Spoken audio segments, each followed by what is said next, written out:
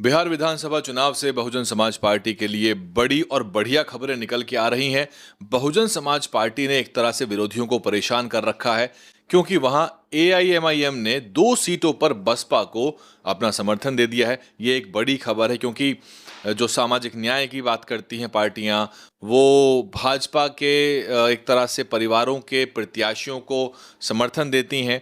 आपने मोहनिया का उदाहरण देखा, जहां पर आरजेडी का पर्चा खारिज हो गया था, लेकिन उन्होंने बसपा के प्रत्याशी ओम प्रकाश दीवाना को समर्थन देने की बजाय तेजस्वी यादव ने सासाराम के भाजपा से सांसद रहे छेदी पासवान के पुत्र निर्दलीय प्रत्याशी रवि पासवान को अपना समर्थन दे दिया। चाहते तो वो बसपा को भी समर्थन दे सकते थे, लेकिन असदुद्दीन ओवैसी साहब की जो पार्टी है उसने एक बड़ा कदम उठाया। उसने ये दिखा दिया है कि जो सामाजिक परिवर्तन की ताकत है, जो देश में जातिवाद, मनुवाद और सांप्रदायिकता के खिलाफ जो ताकतें खड़ी हुई हैं, उनको साथ आना बहुत ज़रूरी है। और उससे साफ हो गया है कि बहुजन समाज पार्टी अब 27 के लिए भी इसी प्रकार संजीदा है, क्योंकि बहन जी ने उत्तर प्रदेश की भी एक बड़ी घटना पर ट्वीट करके उस पर टिप्पणी की है। वो मुस्लिम समाज से जुड़ा मामला है, मुस्लिम युवतियों को टारगेट करने का मामला, उस पर मैं अलग से चर्चा करूंगा। लेकिन मैं आपको 2 सीट बता रहा हूं जहां पर एआईएमआईएम ने अपना समर्थन बसपा प्रत्याशी को दे दिया है, क्योंकि वहां पर मजलिस का प्रत्याशी नहीं है। ये बड़ी खबर है। इससे विरोधी खेमे में हड़कंप है, हलचल मच गई है, क्योंकि उसमें से एक सीट तो वो सीट है जो बसपा बस जीतते जीतते रह जाती है या हरा दी जाती है। वो सीट है रामगढ़ की। रामगढ़ से संतोष यादव बसपा के प्रत्याशी हैं, और वहां पर अभी जो उपचुनाव भी हुआ था हालिया, उसमें भी उनको 1300 मतों का अंतर रह गया। उससे पहले भी जो चुनाव हुए थे विधानसभा के बिहार के, उसमें भी वो एक मार्जिनल वोट से वो जीतते जीतते रह गए। लेकिन इस बार एआईएमआईएम ने रामगढ़ की सीट पर बसपा प्रत्याशी को, जो पिंटू यादव के नाम से जाने जाते हैं, उनको अपना समर्थन दे दिया है। केवल ये सीट नहीं, इसके अलावा बक्सर विधानसभा से बसपा के प्रत्याशी अभिमन्यु कुशवाहा को भी एआईएमआईएम ने अपना समर्थन दे दिया है। ये राजनीतिक हलकों में बड़ी खबर है, क्योंकि पिछली बार बसपा का एआईएमआईएम से चुनावपूर्ण गठबंधन था। उसमें बसपा को 1 सीट मिली थी और मजलिस को मिली थी 5 सीटें। तो बड़ा फायदा हुआ था, और कंसोलिडेशन करना जरूरी है। और ये एक इशारा भी है समाजवादी पार्टी की तरफ कि आप ही ठेकेदार नहीं है उत्तर प्रदेश में बहुजन मुस्लिम वोटों के। वहां पर एआईएमआईएम भी बसपा के साथ आ सकती है, अगर आप जो है क्योंकि उत्तर प्रदेश से जो मुस्लिम एक तरह समाज को लेकर टिप्पणी निकल के आई है भारतीय जनता पार्टी खेमे की तरफ से, उस पर हम चर्चा करेंगे, इसमें उसको नहीं छेड़ते, वो बहुत महत्वपूर्ण है।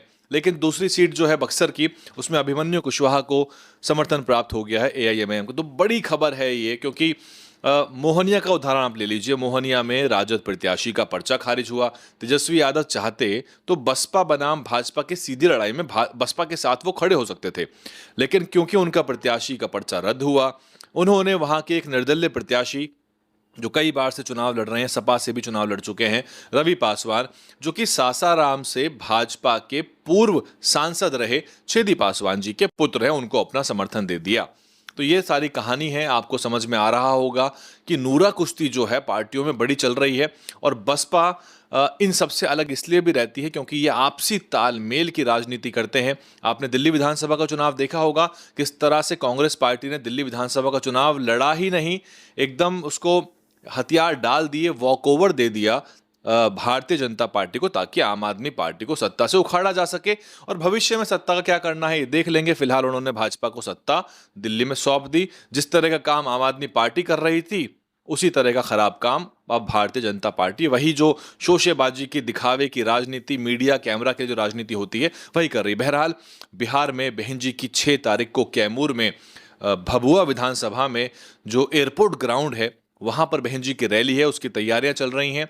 और आपने शायद सोशल मीडिया पर देख लिया होगा, मैं आपको बीच में रिपोर्ट नहीं दे पाया क्योंकि मैं जलंधर गया था, मुझे एक कार्यक्रम में जाना था। वहां की रिपोर्ट भी मैं आपको दिखाऊंगा। बाबा साहब का बहुत शानदार स्कूल जलंधर में बना हुआ है, जिसका नाम Bodhisattva Ambedkar public senior secondary school है। 12वीं तक का स्कूल, जहां का बच्चा बच्चा जय भीम बोलता है। इस स्कूल की रिपोर्ट देखने के लिए भी आप इंतजार करिएगा। सब्सक्राइब कर लीजिए, क्योंकि आप में से अधिकतर लोग हमें सब्सक्राइब नहीं करते हैं। हमारे 75% दर्शक नॉन सब्सक्राइबर हैं। सब्सक्राइब करना यूट्यूब पर निःशुल्क होता है। फेसबुक पेज को लाइक कर लीजिए, फेसबुक के दर्शक यूट्यूब पे सब्सक्राइब करें, यूट्यूब के दर्शक हमारे फेसबुक पेज को ढूंढ के डीएनएन हिंदी के नाम से तुरंत आएगा, आप सब्सक्राइब कर लीजिए। अभी हालिया मैंने रामजी गौतम साहब जो कि राज्यसभा सांसद और बिहार के प्रभारी भी हैं, उनका मैंने इंटरव्यू किया जो कि लगभग 2 लाख लोगों से ऊपर केवल यूट्यूब पर ही देखा गया, लेकिन आप में से 75% उसके नॉन सब्सक्राइबर व्यूअर थे। यानी कि 2 लाख में से अगर हम 70% भी लगाएं तो 1,40,000 ऐसे लोगों ने उस वीडियो को देख लिया जो सब्सक्राइब करके नहीं गए। अगर आपने थोड़ा भी सब्सक्राइब किया होता तो 10-20 हज़ार सब्सक्राइबर बढ़ते। और याद रखिए कि हमारे चैनलों को जो देश की जातिवादी ताकतें हैं, जो दलित समाज, अंबेडकरवादी समाज के, बहुजन समाज के विरोध में काम करती हैं, वो ऐसे चैनलों को ग्रो नहीं होते देखना चाहती हैं। यहाँ तक कि कांग्रेस पार्टी जो है उसके निशाने पे भी हमारा चैनल रहता है, क्योंकि हम हमेशा भाजपा और कांग्रेस पार्टी की एक सांस में मुखालफत करते हैं। क्योंकि जो बात बाबा साहब ने हमको बताई, जो बात मान्यवर कांशीराम ने बताई, वो बात 100% सच है। वो अलग बात है कि राजनीतिक मजबूरियों के चलते कांग्रेस के तरफ भी बहुत बड़ी संख्या में दलित समाज का वोट कई राज्यों में जाता है, क्योंकि वो एक भाजपा को हराने की बात करती है। लेकिन इससे कांग्रेस को कोई क्लीन चिट नहीं मिल जाती, उसको वॉकओवर नहीं मिल जाता, उसको परखा जाएगा। बिहार में आप देखिए, बीएसपी उत्तर प्रदेश से जो लगा इलाका है, वहां पर बहुत ताकत के साथ चुनाव लड़ रही है। और बिहार के दलित समाज को, मुस्लिम समाज को ये सोचना चाहिए कि उनको ये जो एक बाइनरी है दोनों तरफ की, महागठबंधन और एनडीए की, इससे बाहर निकलने का प्रयास करना चाहिए। 2, 4, 5, 6 सीटें अगर बीएसपी के खाते में चली जाएंगी तो एक ऐसी आवाज निकल के आएगी जो इसमें जनता का जो फुटबॉल बनता है, जो बहुजन समाज का फुटबॉल बनता है, उससे बाहर निकल पाएंगे आप। और बीएसपी के जो विधायक होंगे वो दमदारी से आपकी बात जो है वो विधानसभा में उठाएंगे। ये बड़ी पहल होगी, क्योंकि बहन जी ने भी अब मुस्लिम समाज को ये इशारा कर दिया है कि आपको किसी झांसे में, किसी मीडिया के बरगलाने में नहीं आना है। और बहन जी के आप ट्वीट को सर्च करिए, आप ट्विटर पे जाइए, जो मायावती के हैंडल से नाम से हैंडल है उसको ट्विटर सर्च करिए, उसमें मुस्लिम शब्द की ट्वीट ढूंढिए, आपको कई दर्जन आपको उसमें मुस्लिम शब्द की ट्वीट मिल जाएंगी। बहन जी के भाषण में बहन जी आरएसएस बीजेपी को जमकर कोसती हैं और नाम लेके आरएसएस के बारे में वो बात करती हैं। मैंने उनके सैकड़ों चुनावी सभाएं कवर की हैं, मैंने उनको लाइव सुना है, कई 100 सभाओं में उनको लाइव सुनता आ रहा हूं पिछले 6-7 सालों के अंदर।